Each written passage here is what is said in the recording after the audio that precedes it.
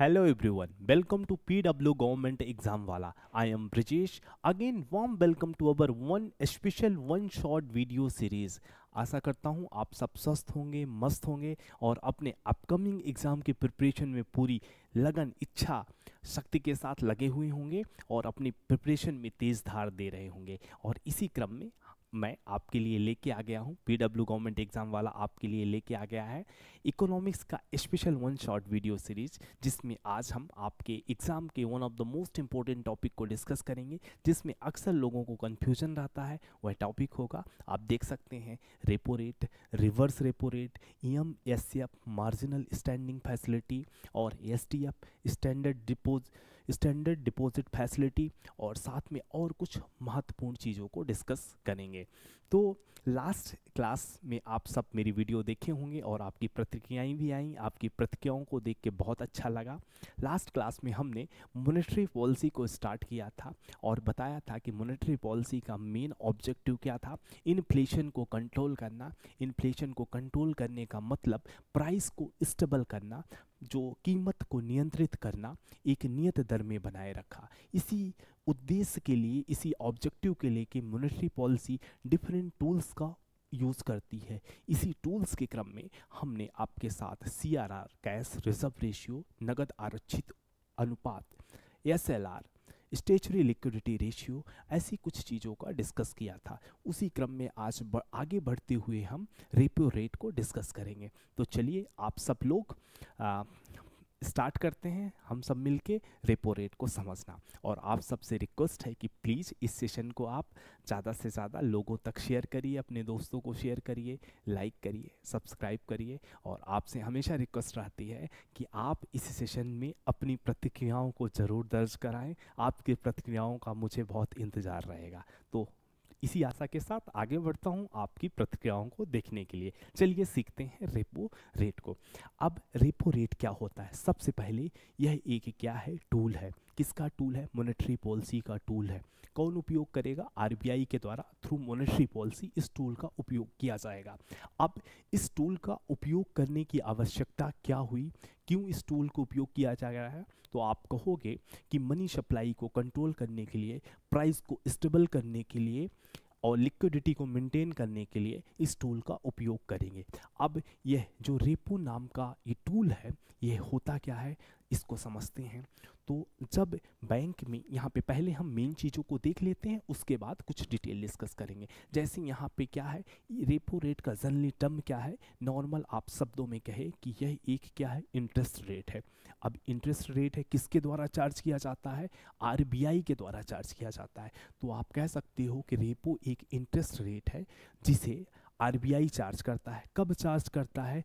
जब जो commercial bank है, कॉमर्शियल बैंक RBI से लोन लेते हैं, या कि हम कह सके लिक्विडिटी के लिए क्रेडिट लेते हैं, तो जिस रेट पे लेते हैं, RBI जो रेट चार्ज करता है, उस रेट को रेपो रेट कहते हैं। और वह रेपो रेट किस पे होगा? वो जो लोन मिलेगा वो on the basis of collateral, और कोलेट्रल में गवर्नमेंट सिक्योरिटी के बेस पे वह क्या होगा, लोन प्राप्त होगा। अगर हिंदी में कहें तो रेपो दर क्या है? एक ब्याज दर है जिसे भारतीय रिजर्व बैंक कोलेट्रल में संपार्श्विक के बेस पे अदर कॉमर्शियल बैंक को देते हैं। इसमें कुछ और बातों को समझते हैं। अगर यहाँ पे हम बात करें तो जब भी बैंक को लोन की आवश्यकता होगी, जब भी हम क्या कह रहे हैं, बैंक को लोन की आवश्यकता होती, इस केस में हम देख रहे हैं यहाँ RBI के पास क्यों जाएंगे? क्योंकि RBI क्या है, बैंकर्स ऑफ द बैंक है, बैंक का बैंक है। तो जब भी बैंक को क्रेडिट फैसिलिटी की ज़रूरत होगी, लोन की ज़रूरत होगी, तो किसके पास जाएंगे? RBI के पास जाएंगे। अब यह लोन दो तरीके के हो सकते हैं, एक शॉर्ट टर्म लोन हो सकता है, एक लॉन्ग टर्म। जब हम शॉर्ट टर्म लोन की बात करते हैं तो विद इन 1 ईयर की बात करते हैं, 1 साल अप टू 1 ईयर तक का जो लोन होगा वो शॉर्ट टर्म की कैटेगरी में आएगा। वहीं 1 साल से ज़्यादा जो लोन होगा वह लॉन्ग टर्म की कैटेगरी में आएगा, दीर्घकालिक की कैटेगरी में आएगा। जब कॉमर्शियल बैंक, कोई भी कॉमर्शियल बैंक RBI से लॉन्ग टर्म में लोन लेते हैं तो उसको हम बैंक रेट कहते हैं। यह हमने लास्ट सेशन में डिस्कस किया था। तो आप यहाँ का आपका रिवाइज हो गया कि बैंक रेट क्या होता है। जब कोई भी कॉमर्शियल बैंक आरबीआई से लॉन्ग टर्म में लोन ले रहा है तो जिस परसेंटेज और जिस रेट में ले रहा है उस रेट को हम क्या कहेंगे, उस रेट को हम कहेंगे बैंक रेट। अब हम अपने विषय में आ जाते हैं, हम सीख रहे हैं रेपो रेट। रेपो रेट को देख रहे हैं। अब रेपो रेट क्या हो गया, कोई भी बैंक जब रिजर्व बैंक से शॉर्ट टर्म में लोन ले रहा है और जिस रेट में ले रहा है, जिस परसेंटेज में ले रहा है, वह रेट रेपो रेट है। तो अब तक आपने एसेंस के रूप में समझा कि रेपो रेट क्या है। तो शॉर्ट टर्म की पीरियड में आरबीआई द्वारा जब भी किसी भी कॉमर्शियल बैंक से लोन लिया जाता है, जिस रेट या जिस परसेंटेज में लिया जाता है वह रेपो रेट होता है। अब ये इसका रेपो रेट का as a tool monetary policy कैसे उपयोग करेगी, कैसे रेपो रेट के माध्यम से मनी सप्लाई को कंट्रोल किया जाएगा, इसको समझते हैं। तो यहाँ पे हम देखते हैं कि यह क्या है, यह बैंक जो ले रहा है आरबीआई से लोन ले रहा है, जिस रेट पे ले रहा है उस रेट को रेपो रेट कहते हैं। इन केस समझते हैं कि अगर यह रेपो रेट को बढ़ा दिया जाए, रेपो रेट को अगर ज़्यादा कर दिया जाए तो बैंक को क्या मिलेगा, एक्सपेंसिव लोन मिलेगा, महंगा लोन मिलेगा। जब बैंक को महंगा लोन मिलेगा तो बैंक, हम सब कस्टमर, हम आप, हमें लोन की क्रेडिट की ज़रूरत होती है तो हम किसके पास जाएंगे, तो आप कहेंगे कि हम बैंक के पास जाते हैं। तो ऐसे ही बैंक आरबीआई के पास जाता है। अगर बैंक को लोन महंगे दरों पे मिल रहा है तो बैंक फिर उसी लोन को, उसी पैसे को क्या करते हैं, जनरल पब्लिक को दे रहे हैं। तो अगर बैंक को महंगे दरों में मिल रहा है, महंगे दरों में मिलने का मतलब अगर रेपो रेट को बढ़ा दिया जाता है तो बैंक भी जो लोन कस्टमर को देगा वो भी क्या कर देगा, बढ़ा देगा। तो अगर रेपो रेट की दर ज़्यादा होगी, अगर रेपो रेट की दर ज़्यादा होगी तो लोन क्या होगा, जो हमें एज अ कस्टमर मिलते हैं वह भी महंगा होगा।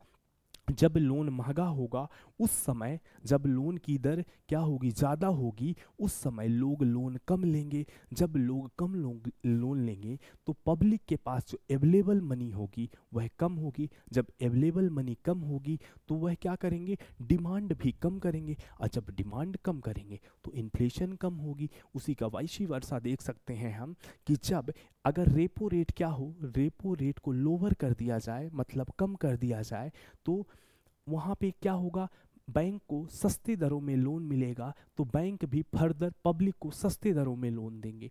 जब बैंक सस्ते दरों में पब्लिक को लोन देंगे तो ज़्यादा से ज़्यादा पब्लिक, ज़्यादा लोगों के पास मनी अवेलेबल होगी, मतलब मनी सप्लाई बढ़ेगी। तो यहाँ लोगों के पास लोन लेना, ज़्यादा लोग लोन लेंगे तो मनी सप्लाई बढ़ेगी।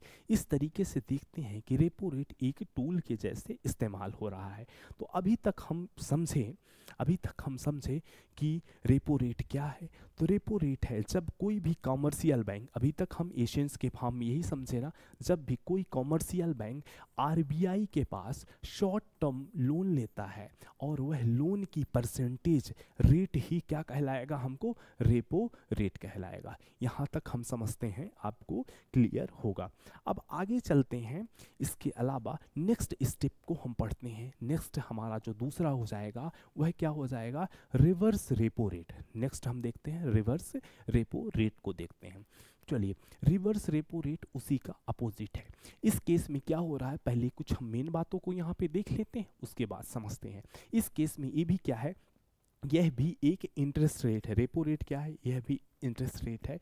और वह इंटरेस्ट रेट कौन है, यहाँ पे क्या हो रहा है, अभी जनरल जो बैंक थे, कॉमर्शियल बैंक थे, वह अपना, अगर कॉमर्शियल बैंक के पास एक्सेस मनी हो, सरप्लस मनी हो, उस सरप्लस मनी को क्या करेंगे, वो आरबीआई के पास अगर डिपॉजिट करते हैं, कॉमर्शियल बैंक के पास अगर सरप्लस मनी है, एक्सेस मनी है, उस एक्सेस मनी को वह आरबीआई के पास पार्क करते हैं, तो जिस रेट पे आरबीआई उनको इंटरेस्ट देगी वह इंटरेस्ट का रेट क्या कहलाएगा, वह रिवर्स रेपो रेट कहलाएगा। ध्यान रखना है, चाहे रेपो का केस हो या रिवर्स रेपो का केस हो, दोनों, चाहे रेपो के केस में आरबीआई लेंड कर रहा हो या कि रिवर्स रेपो के केस में कॉमर्शियल बैंक आरबीआई के पास पार्क कर रहे हैं, दोनों का जो बेस होगा on the basis of collateral होगा। और इस केस में कोलेट्रल क्या होगा, गवर्नमेंट सिक्योरिटी कोलेट्रल होगी। ध्यान रखना, तो यहाँ भी on the basis of collateral, जो डिपॉजिट कर रहे हैं जिस रेट पे उनको मिल रहा है वह रिवर्स रेपो रेट होगा। अब हम यह समझते हैं कि पहले तो ये चीज़ एक बार और देख लेते हैं। जिस यहाँ पे क्या है, कोई भी बैंक के पास अगर जो सरप्लस फंड है वह सरप्लस बैंक फंड को ये बैंक कॉमर्शियल बैंक पार्क कर सकते हैं। अब ये क्या है, दोनों अगर हम रेपो की बात करें या रिवर्स रेपो की बात करें, दोनों क्या है, शॉर्ट टर्म पे है। अब यहाँ पे लोन कहना एग्जैक्ट नहीं होगा क्योंकि इसके पास जो सरप्लस फंड है वह किसके पास, आरबीआई के पास क्या कर रहा है, पार कर रहा है। और आरबीआई जिस रेट पे इनको इंटरेस्ट देगी, जो इंटरेस्ट देगी उस इंटरेस्ट के रेट के परसेंटेज, यही इसी को हम क्या बोलेंगे, रिवर्स रेपो रेट बोलेंगे। अब तक आपने समझा कि रिवर्स रेपो रेट क्या है। आरबीआई यहाँ पे हम समझते हैं रिवर्स रेपो रेट, तो जो कॉमर्शियल बैंक है अगर उनके पास सरप्लस फंड है, उस सरप्लस फंड को वह आरबीआई के पास पार्क करते हैं, तो आरबीआई ये भी क्या होगा, on the basis of collateral होगा, यहाँ भी कोलेट्रल के ही बेसिस पे होगा। और जिस रेट पे आरबीआई इनको इंटरेस्ट पे करेगी वह रेट क्या होगा, वह रेट होगा रिवर्स रेपो रेट। अब यहाँ पे इस दोनों रेट के माध्यम से दोनों जो टूल्स हैं, रेपो या कि रिवर्स रेपो, इन दोनों टूल्स का उपयोग करके आरबीआई मनी सप्लाई को कंट्रोल करेगी। क्योंकि हमने पहले भी तो ये देखा कि जो टूल है मॉनेटरी पॉलिसी का, उसका पर्पस क्या है, इन्फ्लेशन या मनी सप्लाई को कंट्रोल करना। अब कैसे करते हैं, यहाँ पे हमने देखा कि अगर कोई भी आरबीआई किसी भी कॉमर्शियल बैंक को शॉर्ट टर्म में क्रेडिट प्रोवाइड करता है और जिस रेट पे प्रोवाइड करता है उसे क्या कहते हैं, रेपो रेट कहते हैं। और रिवर्स रेपो रेट क्या है, शॉर्ट टर्म में अगर किसी भी कॉमर्शियल बैंक के पास कोई सरप्लस अमाउंट है और उस सरप्लस मनी को आरबीआई के पास जमा करता है और जिस रेट पे उसको आरबीआई इंटरेस्ट पे करती है उस रेट को रिवर्स रेपो रेट कहते हैं। अब आपको पता है पूरी मॉनेटरी पॉलिसी किसके द्वारा डिज़ाइन होती है, मॉनेटरी, आप कहेंगे मॉनेटरी पॉलिसी कमेटी, बिल्कुल सही, बट ये under the preview of RBI होता है। तो यहाँ पे चाहे हम बात करें रेपो रेट या कि रिवर्स रेपो रेट, दोनों को जो ये रेट है ये RBI time to time decide करेगी। कि मॉनेटरी पॉलिसी की जो मीटिंग होगी, आपको पता है मॉनेटरी पॉलिसी की मीटिंग बाय मंथली होती है, हर 2 महीने में मीटिंग होती है। तो हर महीने की मीटिंग में, हर 2 महीने की मीटिंग में इसका रिव्यू होगा और इसी के माध्यम से पूरी मनी सप्लाई को कंट्रोल किया जाएगा। आगे चलते हैं और यहाँ पे देखते हैं कि जो रेपो है या कि रिवर्स रेपो है, इन दोनों का पर्पस क्या है, इन दोनों का पर्पस है लिक्विडिटी को कंट्रोल करना। अब आप कहेंगे कि ये लिक्विडिटी क्या है, लिक्विडिटी कहें तो इसको क्या बोलते हैं, तरलता, तरलता को बनाए रखना इनका उद्देश्य क्या है। इन दोनों जो टूल्स हैं, चाहे रेपो या रिवर्स रेपो, इनका उपयोग करके आरबीआई तरलता को बनाए रखना चाहती है। अब तरलता डिपेंड करेगी कि मार्केट कैसा है, इन्फ्लेशन कैसे है। अब इन्हीं इन्फ्लेशन को कंट्रोल करने के लिए इनको हम यूज़ करते हैं। हाँ, प्रश्न यह था कि लिक्विडिटी सबसे पहले होता क्या है, तो लिक्विडिटी कोई भी ऐसी जैसे कैश या जिसको हम इजीली कैश में कन्वर्ट कर सके, ऐसी किसी भी एसेट्स को हम लिक्विड एसेट कहते हैं या इसको लिक्विडिटी कहते हैं। तो लिक्विडिटी को बनाए रखना मेन पर्पस हो जाता है रेपो और रिवर्स रेपो का। अब यहाँ पे हम देखते हैं कि लिक्विडिटी लो या कि लिक्विडिटी हाई, ये इन्फ्लेशन रेट पे डिपेंड करते हैं। अब हम देखते हैं कब इसको समझते हैं प्रैक्टिकली कि इन दोनों दरों के माध्यम से कैसे आरबीआई तरलता को बनाए रखता है। इस क्रम में जब हम देखते हैं कि जब भी चाहे हम रेपो रेट को इंक्रीज करें, जब भी हम रेपो रेट को इंक्रीज करें, ये रेपो रेट या रिवर्स रेपो रेट, जब भी हम रेपो रेट या रिवर्स रेपो रेट को इंक्रीज करेंगे तो हमारी लिक्विडिटी क्या होगी, लिक्विडिटी डिक्रीज होगी। लिक्विडिटी का नाम मतलब कैश के फॉर्म में जो लेंड करने के लिए पब्लिक के पास, बैंक के पास पब्लिक को लेंड करने के लिए अवेलेबल मनी क्या होगी, रिड्यूस होगी। ध्यान रखना है, जब भी रेपो रेट इंक्रीज किया जाएगा, जब भी रेपो रेट या रिवर्स रेपो रेट को हम क्या करेंगे, इंक्रीज करेंगे, तो हमारी लिक्विडिटी क्या होगी, यहाँ पे ध्यान रखना, लिक्विडिटी कहने का मतलब रेपो रेट, जब रिवर्स रेपो रेट बढ़ेंगे, जब यहाँ पे रिवर्स लिक्विडिटी जब हाई होगी यहाँ पे, तो हम रिवर्स रेपो रेट और रिवर्स रेपो रेट, आपने समझा कि अगर रेपो रेट इंक्रीज होता है तो यहाँ पे क्या होगा, बैंक को महंगे दरों पे एक्सपेंसिव लोन मिलेंगे, महंगे दरों पे लोन मिलेंगे, तो जनरली पब्लिक को भी क्या होगे, महंगे दरों पे लोन दिया जाएगा। जब लोन आपको जनरल पब्लिक को महंगे दरों पे दिया जाएगा तो जो पब्लिक है वह क्या करेगी, कम लोन लेगी, लोन कम लेगी ना, क्योंकि लोन की दर जो है, क्रेडिट की जो रेट है वो बहुत हाई है। तो जब लोन कम लेगी तो यहाँ पे लिक्विडिटी क्या होगी, लिक्विडिटी डिक्रीज होगी, लिक्विडिटी डिक्रीज होगी। वहीं इसका अपोजिट देखते हैं, अगर हम रिवर्स रेपो की रेट के केस में भी देखते हैं, अगर इंक्रीज किया जाता है, इसको भी समझ लेते हैं। रिवर्स रेपो रेट अगर इंक्रीज किया जाता है, मतलब अगर ब्याज दर आरबीआई क्या करेगी, आरबीआई अगर जो इस बैंक सरप्लस कर रहे हैं इसमें ब्याज की दर को इंक्रीज कर देती है, तो बैंक क्या करेंगे, ज़्यादा से ज़्यादा अपना जो अमाउंट है वह किसके पास, आरबीआई के पास पार्क करेंगे। यहाँ क्या करेंगे, जो कॉमर्शियल बैंक होंगे वह आरबीआई के पास अपनी अमाउंट को पार्क करेंगे। जब ज़्यादा अमाउंट आरबीआई के पास पार्क कर देंगे तो उनको पब्लिक को लेंड करने के लिए, आप ध्यान दीजिएगा, उनको पब्लिक को लेंड करने के लिए जो अमाउंट होगी वह क्या होगी, लो होगी। ध्यान रखना है, जब भी रिवर्स रेपो रेट इंक्रीज किया जाएगा तो जो उनको पब्लिक के देने के लिए अमाउंट क्या होगी, कम होगी। जब पब्लिक की अमाउंट कम होगी मतलब पब्लिक के लिए मनी सप्लाई कम हो रही है, तो यहाँ पे क्या होगा, लिक्विडिटी डिक्रीज होगी। तो यहाँ पे ध्यान रखना है, जब भी रेपो रेट या रिवर्स रेपो रेट को इंक्रीज किया जाएगा तो लिक्विडिटी डिक्रीज होगी। वहीं इसके वाइस वर्सा केस को देखते हैं, अगर इसको समझते हैं कि अगर रेपो रेट या कि रिवर्स रेपो रेट को क्या किया जाए, डिक्रीज की जगह इंक्रीज की जगह डिक्रीज किया जाए। ध्यान रखना कि अगर रेपो रेट को क्या कर दिया जाए, घटा दिया जा रहा है, तो मतलब इसका क्या निकल रहा है, इसका मतलब आप कहेंगे कि सर अगर रेपो रेट कम हो रहा है तो बैंक को सस्ते दरों पे लोन अवेलेबल हो रहा है, बैंक को सस्ते दरों पे मतलब in the cheap rate loan available हो रहा है। जब बैंक को सस्ते दर पे लोन होगा तो बैंक भी फर्दर उस लोन को पब्लिक को भी क्या करेंगे, सस्ते दरों पे देंगे। अगर पब्लिक को सस्ते दरों पे लोन मिलेगा तो पब्लिक ज़्यादा लोन की डिमांड करेगी और इससे लिक्विडिटी बढ़ेगी। ठीक है, तो जब भी रेपो रेट घटेगा तो लिक्विडिटी इंक्रीज होगी, मनी सप्लाई बढ़ेगी। उसी को हम रिवर्स रेपो रेट की केस में अगर देखें कि रिवर्स रेपो रेट अगर क्या हो रहा है, डिक्रीज हो रहा है, मतलब जो बैंक अपना पैसा आरबीआई के पास रख रहे हैं उसमें अब जो ब्याज है, उस ब्याज जो इंटरेस्ट रेट है, आप कह सकते हैं जो ब्याज दर है वह अब कम होगी, कम ब्याज दर होगी। रिवर्स रेपो रेट का कम होने का मतलब अब जो कॉमर्शियल बैंक आरबीआई के पास पार्क करते थे उसमें अब उनको इंटरेस्ट रेट, ब्याज दर कम मिलेगी।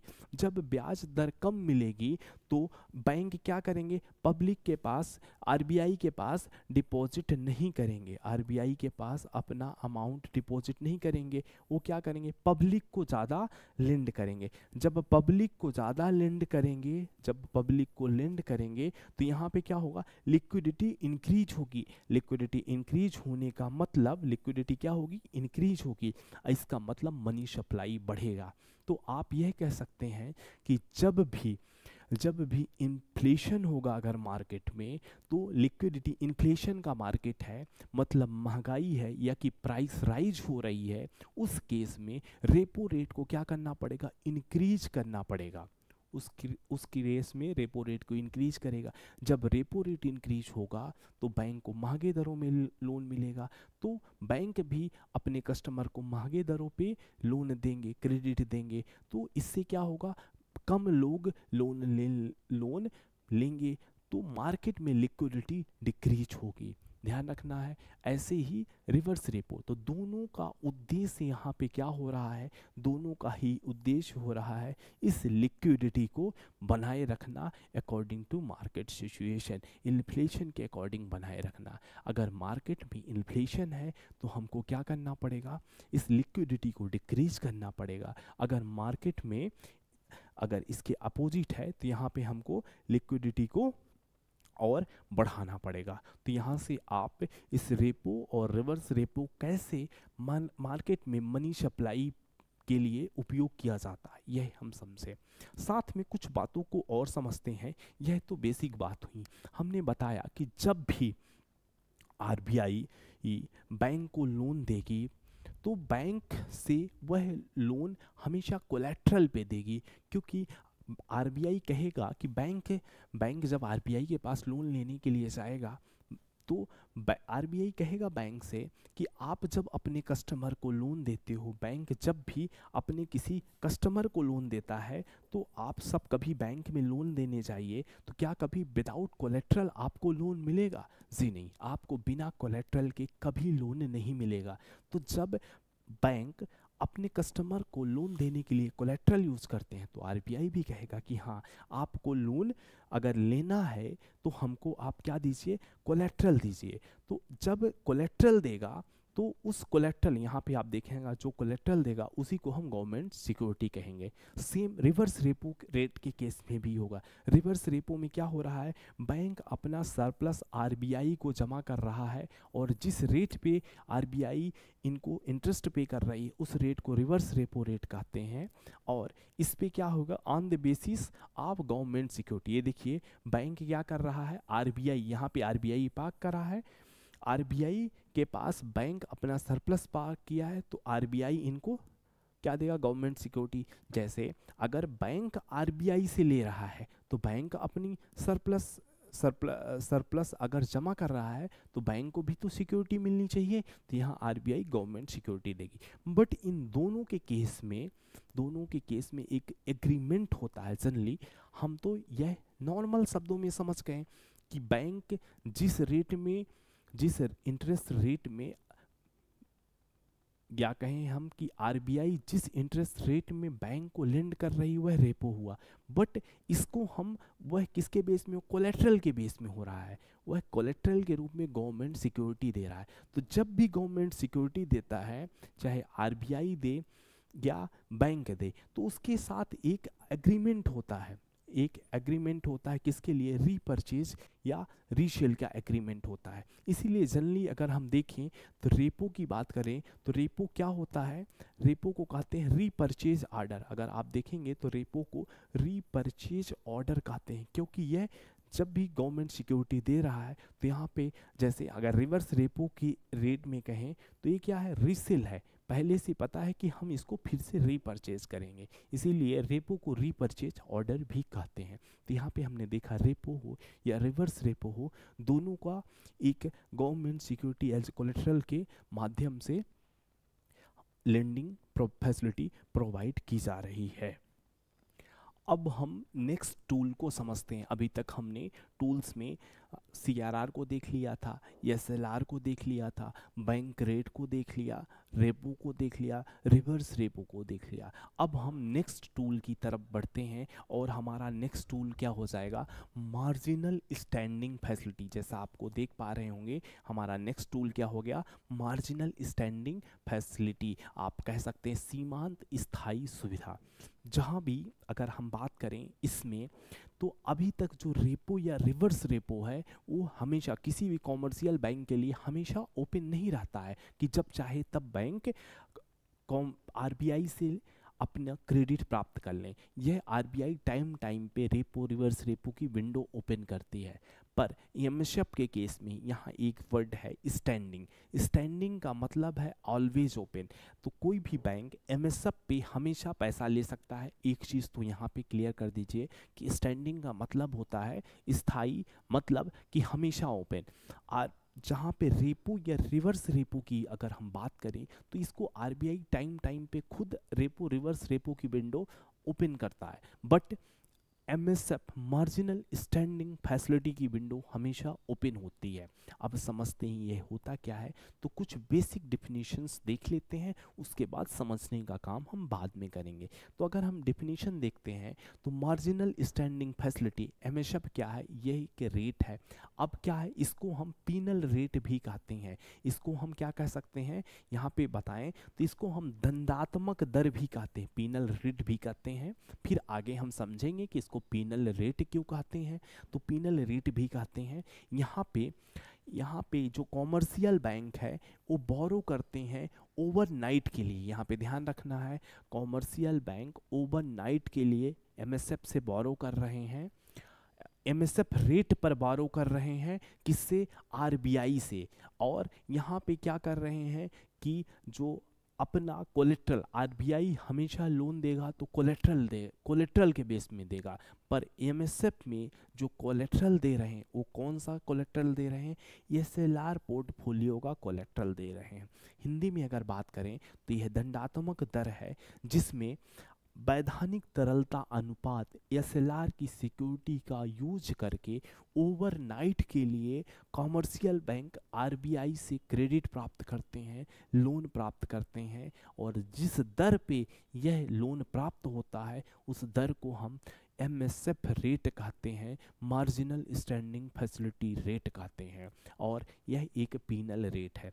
अब हम आगे समझते हैं कि यह डिटेल में काम कैसे करता है। जनरली हमने देखा कि शुरुआत में ही हम बताया कि कोई भी गवर्नमेंट जो भी है, कोई भी कॉमर्शियल बैंक है, पब्लिक सेक्टर बैंक है, कॉमर्शियल बैंक यहाँ पे समझें, वह जो उसके पास टोटल डिपॉजिट हुआ मींस टोटल जो एनडीटीएल हुआ, उस एनडीटीएल का एक हमने शुरुआत में देखा एक सर्टेन परसेंटेज आरबीआई के पास in the form of cash के रूप में, नगद के रूप में जमा कर देता है।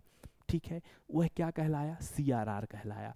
पहले तो सबसे पहले एनडीटीएल का 1% जनरली क्या है 4% या 3.7% के करीब क्या कर देता है, वह आरबीआई के पास जमा कर देता है इन फॉर्म ऑफ कैश। इसमें उसको इंटरेस्ट नहीं मिलता, यह तो आप सीख चुके हैं सीआरआर के केस में ही। उसके बाद 18% वह अपने पास एसएलआर के फॉर्म में रहता है इन the form of liquid asset के फॉर्म में। लिक्विड एसेट में वो कैश भी रख सकता है, गोल्ड भी रख सकता है, गवर्नमेंट सिक्योरिटी भी रख सकता है। जनरली बैंक गवर्नमेंट सिक्योरिटी रखना प्रेफर करते हैं क्योंकि इसमें क्या मिलता है, इसमें government fixed interest rate provide करती है, इसलिए एसएलआर के पैसा रख दिए। अब सोचिए किसी बैंक के पास 100% जो टोटल एनडीटीएल है उसका 4% यहाँ पे जमा कर दिया सीआरआर के फॉर्म में, 18% एसएलआर के फॉर्म में पहले ही अलग कर देना होता है।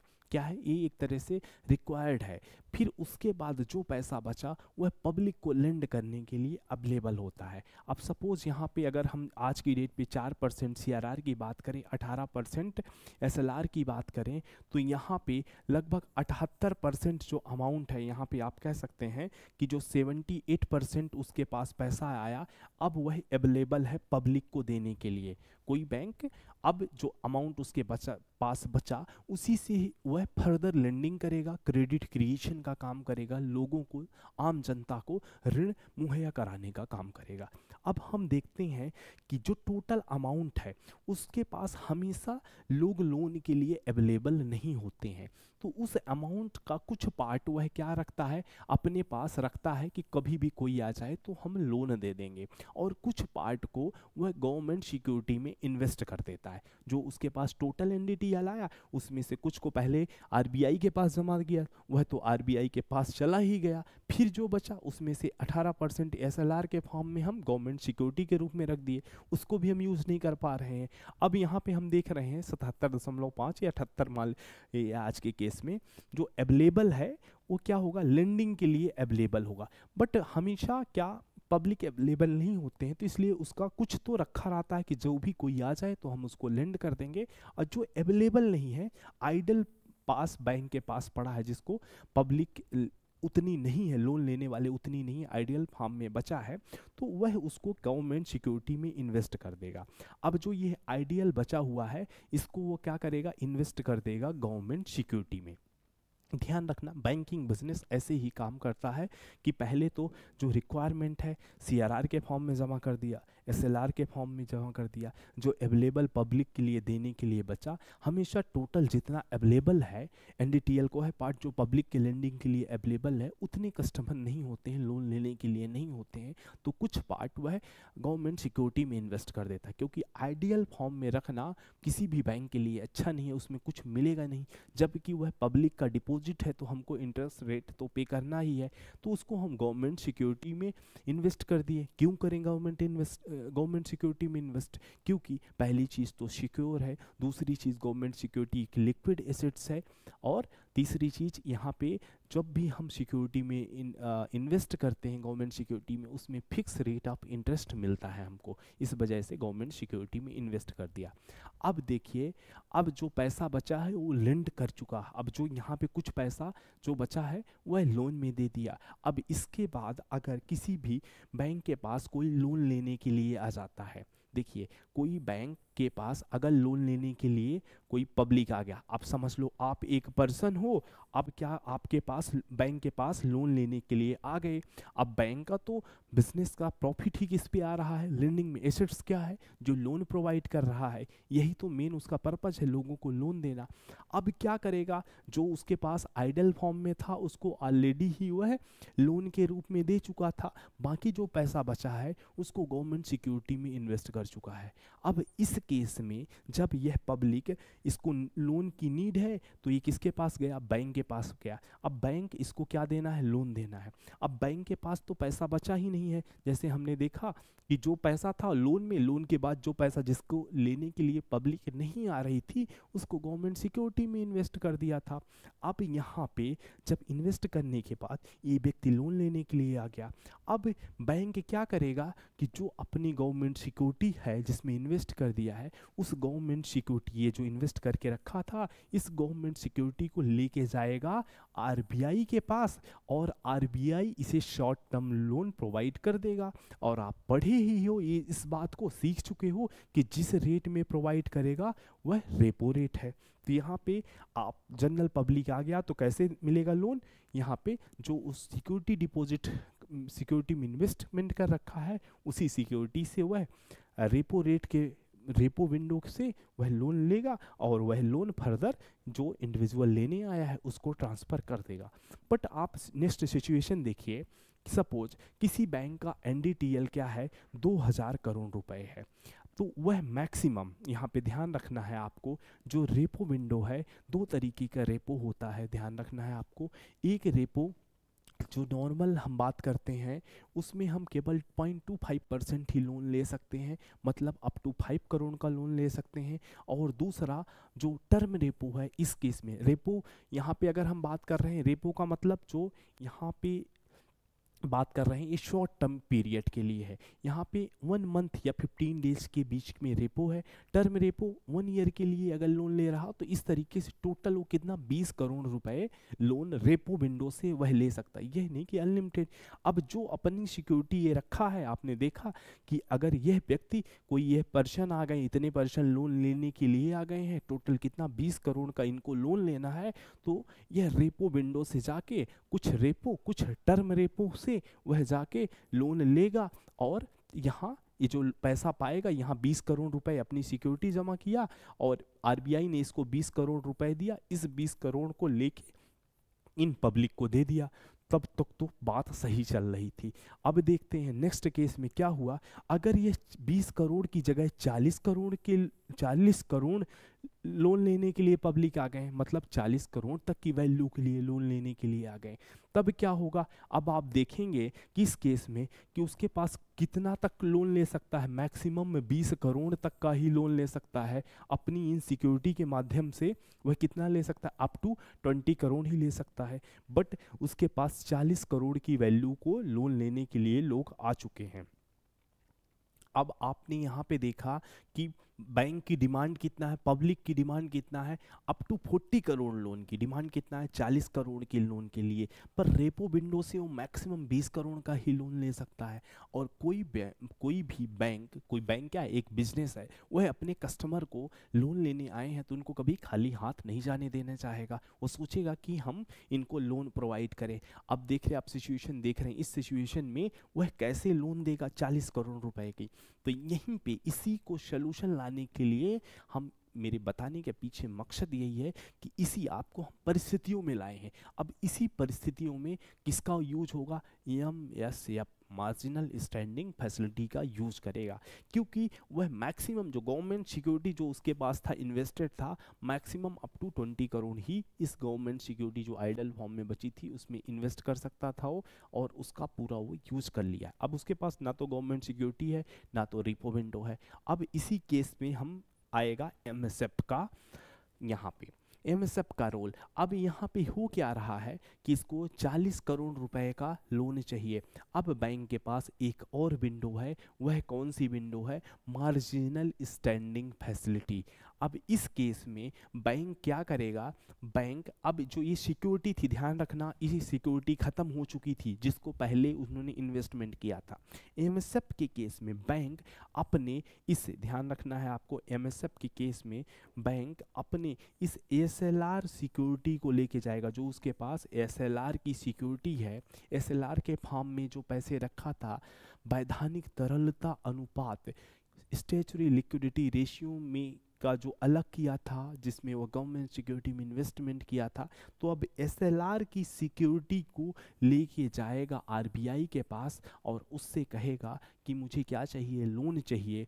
तो SLR की सिक्योरिटी के बेस पे ओवरनाइट के लिए RBI बैंक को लेंड करेगा, और जिस रेट पे लेंड करेगा उस रेट को MSF रेट कहेंगे हम। तो ध्यान रखना है, जब हमारी रेपो विंडो क्लोज हो चुकी है उसके बाद भी अगर ऐसी सिचुएशन होती है जहाँ पे बैंक की डिमांड है फर्दर क्रेडिट की, फर्दर लोन की, उस केस में रेपो का यूज कर नहीं सकता क्योंकि सिक्योरिटी यहाँ ख़त्म है। तो बैंक को एक अपॉर्चुनिटी दी गई है कि आप अपने SLR की सिक्योरिटी को भी आप क्या कर सकते हैं, RBI के पास डिपॉजिट कर सकते हैं, और RBI उस SLR की सिक्योरिटी के बेस को में बैंक को लोन दे देगी, और उसी लोन को हम फिर पब्लिक में दे देंगे।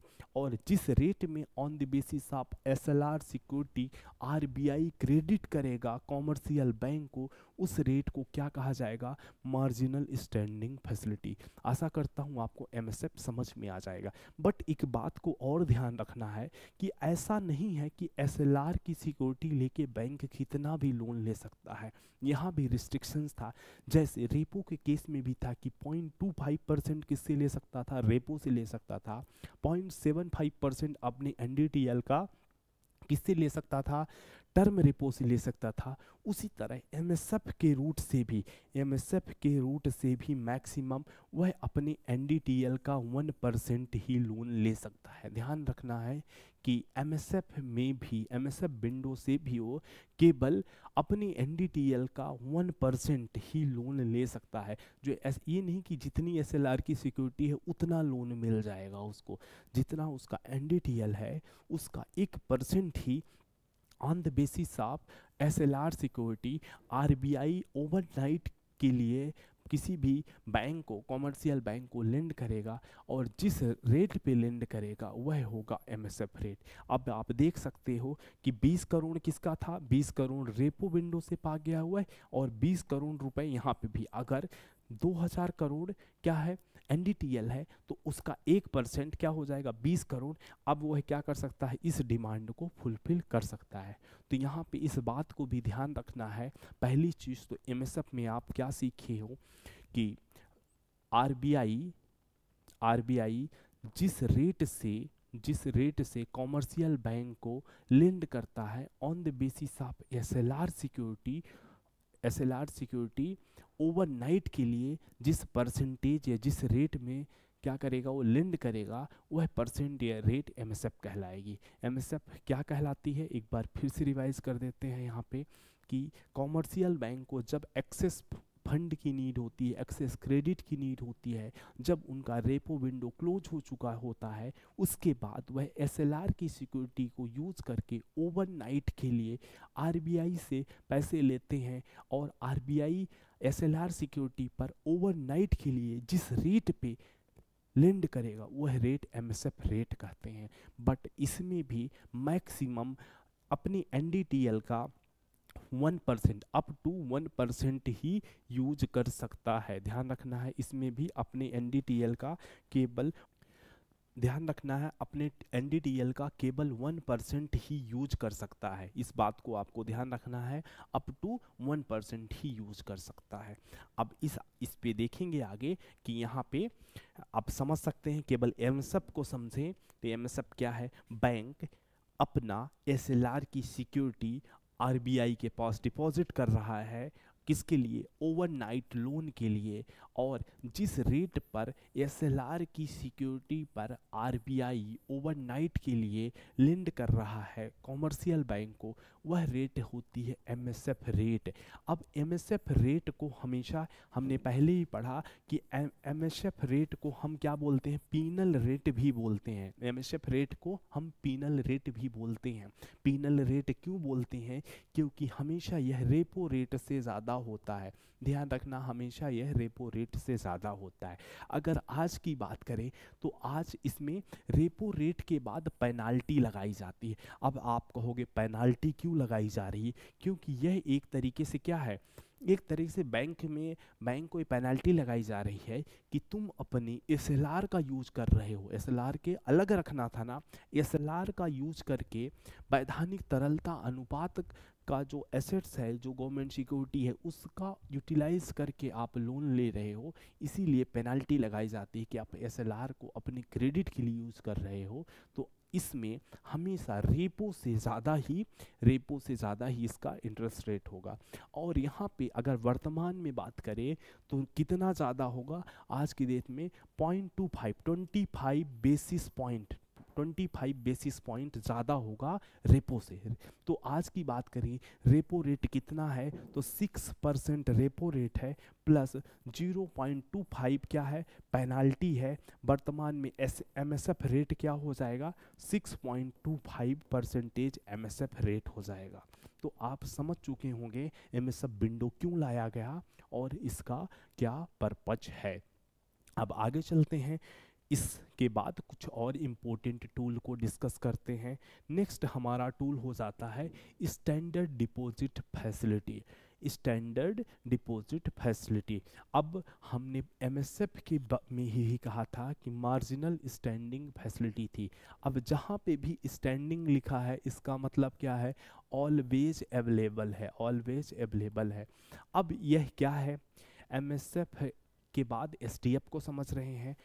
एसडीएफ स्टैंडर्ड डिपॉजिट फैसिलिटी क्या है, तो इसको अगर समझें हम तो इसको स्टैंडर्ड डिपॉजिट फैसिलिटी के क्या कह सकते हैं कि जब किसी कॉमर्शियल बैंक के पास एक्सेस मनी जो है उसको आरबीआई के पास पार्क करता है, और जिस रेट पे पार्क करता है वह रेट क्या कहलाएगी, वह रेट कहलाएगी स्टैंडर्ड डिपॉजिट फैसिलिटी। यहाँ पे पहले हम कुछ पॉइंट देख लेते हैं, उसके बाद आगे समझते हैं। तो यहाँ पे अगर हम देखें तो ये क्या कह रहा है, rate at which the Reserve Bank accept uncollateralised deposit. ध्यान रखना है कि यहाँ पे अनकोलेटरलाइज्ड डिपॉजिट होता है, मतलब आरबीआई कोई भी कोलेट्रल नहीं देगी कॉमर्शियल बैंक को, किसके लिए, जो है पार्क कर रहे हैं अमाउंट। तो जिस रेट पे वह इंटरेस्ट देगी वह रेट क्या होगा, स्टैंडर्ड डिपॉजिट फैसिलिटी। और यह क्या भी है, ये ओवरनाइट फैसिलिटी है, और इसके बाद इसमें टाइम पीरियड को और भी ज़्यादा बढ़ा दिया गया है। अब अगर हम देखें, आपको समझाने के लिए एक चीज़ कहें कि स्टैंडर्ड डिपॉजिट फैसिलिटी और reverse repo rate, reverse repo rate, इसको ट्रिपल आर मूवी मत समझना। ये क्या है, इसमें डिफरेंस क्या है। यहाँ पे भी आप कहोगे कि सर इसमें भी क्या हुआ है, रिवर्स रेपो रेट में भी तो सर आपने यही कहा कि आरबीआई के पास जब भी कोई भी कॉमर्शियल अगर बैंक है, कॉमर्शियल बैंक अपनी डिपॉजिट या एक्सेस जो मनी है आरबीआई के पास पार्क करेगा, आरबीआई जिस रेट पे आरबीआई इनको क्या पे करेगी, इंटरेस्ट पे करेगी, और इंटरेस्ट का यह जो रेट है वही क्या कहलाएगा, वही रिवर्स रेपो रेट कहलाएगा। और आपने यहाँ भी कहा स्टैंडर्ड डिपॉजिट फैसिलिटी में भी आपने यही बताया कि आरबीआई बैंक, कोई भी कॉमर्शियल बैंक आरबीआई के पास जब अपनी एक्सेस मनी या सरप्लस मनी को डिपॉजिट करेंगे, क्या कर रहे हैं, डिपॉजिट कर रहे हैं, और आरबीआई इनको क्या पे करेगा, इंटरेस्ट पे करेगा, और जिस रेट पे पेमेंट कर रहा है वह एसटीएफ कहलाएगा। बट यहाँ दोनों में अंतर क्या हो रहा है, इस अंतर को समझना है आपको। यहाँ पे इस केस में अगर हम यहाँ की बात करें तो यहाँ पे आरबीआई हमेशा क्या देगा, गवर्नमेंट सिक्योरिटी देगा। मतलब यहाँ पे इंटरेस्ट के साथ इंटरेस्ट तो देगा ही, प्लस आरबीआई बैंक को जितना वह डिपॉजिट किया है, जितना वह पार्क किया है अपना सरप्लस, उतने की वैल्यू को गवर्नमेंट सिक्योरिटी देगी, गवर्नमेंट सिक्योरिटी बैंक को प्रोवाइड करेगा। But in case of STF यहाँ पे इंटरेस्ट बस देता है, यहाँ पे भी कोई कोलैटरल नहीं है, यहाँ पे कोई कोलैटरल आरबीआई के द्वारा नहीं दिया जाएगा, यहाँ पे कोई कोलैटरल नहीं दिया जाएगा, यहाँ पे कोई गवर्नमेंट सिक्योरिटी नहीं दी जाएगी। जबकि ट्रिपल आर के केस में, रिवर्स रेपो रेट के केस में कोलैटरल दिया जाता है। तो आप कहेंगे सर इसकी ज़रूरत क्या हुई, कौन सी ऐसी सिचुएशन थी जिसमें एसडीएफ को लाया गया। तो हुआ क्या कि आप देखोगे कि जब डिमोनेटाइजेशन हुआ उस समय बहुत सारा पैसा बैंकों के पास आया, और उतना लोग लोन लेने के लिए नहीं अवेलेबल थे। एक क्या हुआ, डिमोनेटाइजेशन हुआ, फिर क्या हुआ, 2000 की जो नोट थी, करेंसी थी, उसको भी सरकार ने आरबीआई ने वापस लिया। अब बैंक के पास क्या है, सरप्लस एक्स्ट्रा हो गया।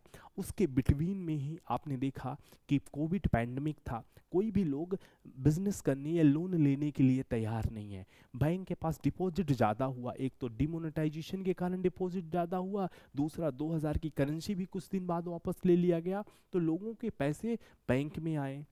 बट अब ड्यू टू कोविड पेंडेमिक ऐसा हो गया कि लोग लोन लेने के लिए तैयार नहीं थे।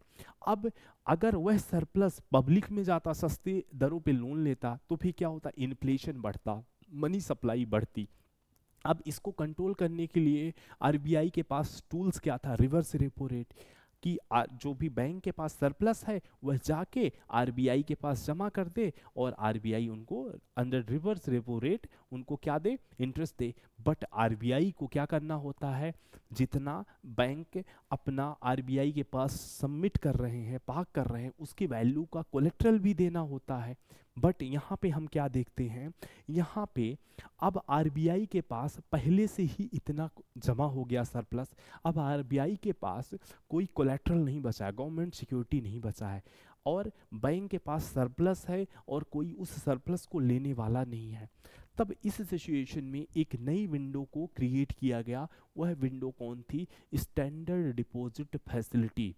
इसमें क्या किया गया कि अब यहाँ पे बैंक को एक फिर से सुविधा दी गई कि आप अपना अमाउंट हमारे पास पार्क कर दीजिए, और हम आपको केवल इंटरेस्ट पे करेंगे, ओनली इंटरेस्ट पे करेंगे। यहाँ पे ध्यान रखना है, केवल इंटरेस्ट पे करेंगे। ये क्या है, इंटरेस्ट पे करेंगे, आपको कोलेट्रल हम नहीं देंगे, ध्यान रखना है, कोलेट्रल नहीं देंगे, केवल इंटरेस्ट पे करेंगे। अब आप कहोगे कि यहाँ पे क्यों रखने जाएगा, सब सोचेगा कि मेरा रिवर्स रेपो में जाए, क्योंकि यहाँ पे हमको गवर्नमेंट सिक्योरिटी भी मिल रही है, इंटरेस्ट तो मिल ही रहा है। तो इससे इस समस्या को निजात देने के लिए सरकार कहा कि हमेशा क्या होगा, आरबीआई ने कहा कि हमेशा जो एसटीएफ का इंटरेस्ट रेट होगा हमेशा रिवर्स रेपो रेट से ज़्यादा होगा। अगर वर्तमान में बात करें तो 3.75 क्या है, रिवर्स रेपो रेट है, 3.50 या 75, और वहीं 5.50 परसेंटेज क्या है, एसडीएफ डिपॉजिट में इंटरेस्ट रेट है। दूसरी चीज़, दूसरा डिफरेंस क्या हो गया, पहला डिफरेंस हमने रिवर्स रेपो और एसडीएफ में देखा कि रिवर्स रेपो रेट के केस में हमेशा कोलेट्रल के फॉर्म में गवर्नमेंट सिक्योरिटी आरबीआई देता है, बट एसडीएफ में नहीं देता है। दूसरी चीज़, ये शॉर्ट पीरियड के लिए है, ये ओवरनाइट के लिए स्टार्ट हुई। तीसरी चीज़ क्या है कि हमेशा रिवर्स रेपो रेट से एसडीएफ का इंटरेस्ट रेट ज़्यादा होगा। अब जब ज़्यादा इंटरेस्ट रेट होगा तो बैंक क्या करेंगे, अपनी सरप्लस अमाउंट को आरबीआई के पास डिपॉजिट करेंगे। तो अब बैंक के पास अवेलेबल मनी क्या हो जाएगी, कम हो जाएगी, तो लिक्विडिटी और कम होगी, मनी सप्लाई कम होगी, तो डिमांड कम होगी और इन्फ्लेशन को कंट्रोल कर सकते हैं। अब चलते हैं, आशा करता हूँ आपको एसडीएफ समझ में आ गया होगा। अब चलते हैं और सीखते हैं ओपन मार्केट ऑपरेशन को। अब हम सीखते हैं ओपन मार्केट ऑपरेशन, खुली बाजार की प्रक्रियाएं।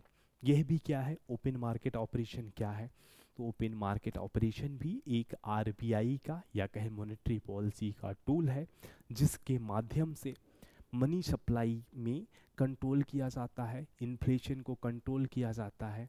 अब कैसे किया जाता है इसको समझते हैं। तो पहले इसको देख सकते हैं, ओपन मार्केट का मतलब क्या होता है, ध्यान रखना। तो buying and selling of government bond, या गवर्नमेंट में बॉन्ड को ही हम क्या बोलते हैं, गवर्नमेंट सिक्योरिटी।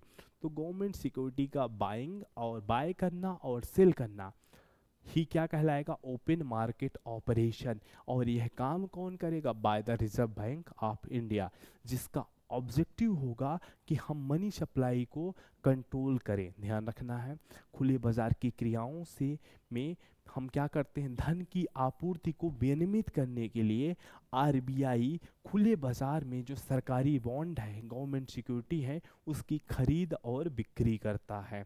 समझते हैं इसको, कुछ और बातों के साथ समझते हैं। Open market operation, open market operation, खुले बाजार की प्रक्रियाएं। अब खुले बाजार की प्रक्रियाओं में आरबीआई क्या करेगा, कौन करेगा, ध्यान रखना है। तो यह आरबीआई के द्वारा किया जाता है। अब आरबीआई के द्वारा क्या किया जाता है, जो गवर्नमेंट कहेगा, जो गवर्नमेंट की बॉन्ड है या गवर्नमेंट सिक्योरिटी है, उसको बाय और सेल, बाय और सेल, बाय और सेल, इसके माध्यम से इसका उद्देश्य क्या होगा, अगर हम बात करें इसका उद्देश्य भी क्या होगा, इन्फ्लेशन कंट्रोल करना। क्योंकि सारी मॉनेटरी पॉलिसी का उद्देश्य क्या है, इन्फ्लेशन कंट्रोल करना, मनी सप्लाई को सुनिश्चित बनाए रखना, मनी सप्लाई को सुनिश्चित बनाए रखना, लिक्विडिटी मेंटेन करना। अब कैसे होगा, अगर हम सपोज करें कि सिचुएशन किसकी है, आरबीआई में सिचुएशन अगर किसकी है, इन्फ्लेशन की है, इन्फ्लेशन की सिचुएशन है, मतलब मार्केट में लोगों के पास पैसा ज़्यादा है, डिमांड ज़्यादा है, प्राइस राइज कर रही है। अब कि इस केस में आरबीआई को मनी सप्लाई को कंट्रोल करना है, तो क्या करेगा, ओपन मार्केट ऑपरेशन की विंडो से वह अपने गवर्नमेंट सिक्योरिटी को सेल करेगा। जब आरबीआई गवर्नमेंट सिक्योरिटी को सेल करेगा तो यहाँ पे क्या होगा, मान लो बैंक को, कॉमर्शियल बैंक को सेल कर रहा है, कॉमर्शियल बैंक को गवर्नमेंट सिक्योरिटी सेल हो रही है, तो अब कॉमर्शियल बैंक जो अपना एक्सेस मनी है, वो अगर एक्सेस मनी है वह आरबीआई को देंगे। क्यों देंगे, क्योंकि वह आरबीआई गवर्नमेंट सिक्योरिटी दे रहा है, किसको, कॉमर्शियल बैंक को। अब कॉमर्शियल बैंक के पास जो एक्सेस सरप्लस है वह आरबीआई को देंगे। तो अब जब वह कॉमर्शियल बैंक या पब्लिक, कोई किसी को भी आप अपने समझने के लिए टर्म कर सकते हैं, बट इस केस में कॉमर्शियल बैंक को ही समझिए, कि जब कॉमर्शियल बैंक को आरबीआई गवर्नमेंट सिक्योरिटी सेल करेगी तो कॉमर्शियल बैंक उसको बाय करेंगे। तो जब आरबीआई सेल कर रही कोई चीज़, जब आप बेचते हो तो पैसा आपको मिलता है ना, तो बेच कौन रहा, आरबीआई। तो यहाँ से लोगों के पास से पैसा, बैंक के पास से पैसा किसके पास आ रहा है, आरबीआई के पास आ रहा है। अब बैंक के पास अवेलेबल लेंडिंग मनी जब कम होगी, इस केस में बैंक के पास जो अवेलेबल मनी होगी वह रिड्यूस होगी। जब रिड्यूस होगी तो लोगों को पैसा कम जाएगा, और कम जाएगा तो इन्फ्लेशन कंट्रोल होगा। तो आपने यहाँ पे समझा ओपन मार्केट ऑपरेशन के थ्रू कैसे मनी सप्लाई को कंट्रोल किया जाता है। यहीं पे हम दूसरा केस देख सकते हैं कि अगर मार्केट में डिमांड नहीं है, डिफ्लेशन की सिचुएशन है, लोगों के पास पैसा नहीं है, तो आरबीआई इस सिचुएशन को कैसे हैंडल करेगी? तो आरबीआई क्या करेगी? आरबीआई अपने गवर्नमेंट सिक्योरिटी को बाय करेगी। अपने गवर्नमेंट सिक्योरिटी को क्या कर रही है? बाय कर रही है। जब आरबीआई बाय कर रही किससे? कॉमर्शियल बैंक से। आप जब कोई चीज़ क्या करते हो? खरीदते हो। जब आप खरीदते हो तो जिससे खरीद रहे हो उसको पैसा देते हो ना। अब आरबीआई खरीद रही है किससे? कॉमर्शियल बैंक के। तो अब कहाँ पे? अब कॉमर्शियल बैंक को आरबीआई पैसा देगी। यहाँ पे आरबीआई देगी ना, खरीद कौन रहा है? आरबीआई खरीद रही है। तो यहाँ पे कॉमर्शियल बैंक के पास पैसा आएगा। जब कॉमर्शियल बैंक के पास पैसा आएगा तो कॉमर्शियल बैंक फर्दर लोगों को लेंड करेंगे। जब लेंड करेंगे तो मनी सप्लाई बढ़ेगी, और जब मनी सप्लाई बढ़ेगी तो जो ये सिचुएशन थी उस पर हम कंट्रोल पाएंगे। तो इस तरीके से हमने आज के सेशन में आपके साथ मोस्ट इम्पोर्टेंट इन सारे एस्पेक्ट को कवर किया, इन सारे एस्पेक्ट को कवर किया।